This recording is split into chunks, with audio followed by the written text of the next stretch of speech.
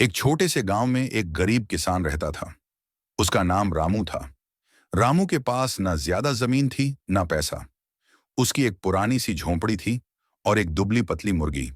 हर दिन वो खेत में काम करता, लेकिन सूखा पड़ा था, जमीन बंजर थी। रामू अक्सर बैठा आकाश की ओर देखता और कहता, हे भगवान, क्या मैं कभी अपनी किस्मत बदल पाऊंगा। रामू जब अपनी मुर्गी को दाना डालने गया तो देखा कि मुर्गी के नीचे एक चमकता हुआ अंडा रखा है। वो चौंक गया।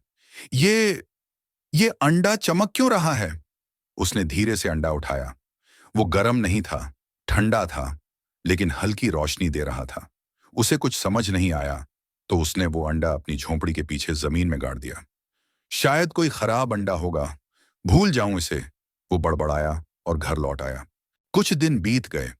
रामू को उस अंडे की बात याद भी नहीं रही, लेकिन एक दिन जब वो झोंपड़ी के पीछे लकड़ियां काटने गया तो उसकी नजर जमीन पर पड़ी।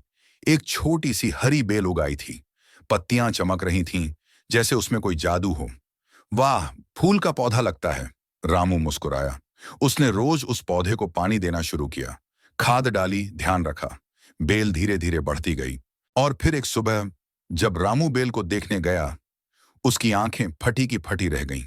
बेल पर अंडे उगाए थे, सचमुच के अंडे, सफेद गोल, बिल्कुल वैसे ही जैसे मुर्गी देती है, लेकिन बेल पर लटकते हुए। रामू ने डरते डरते एक अंडा तोड़ा। अंदर से एकदम ताजा, सही सलामत अंडा निकला।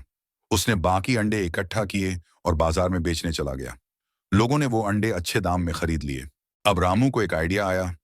अगर एक अंडा इतनी बरकत ला सकता है, तो क्यों ना और बोऊं। उसने खेत में और अंडे गाड़ दिए। कुछ दिनों में वहां और बेलें उग आईं।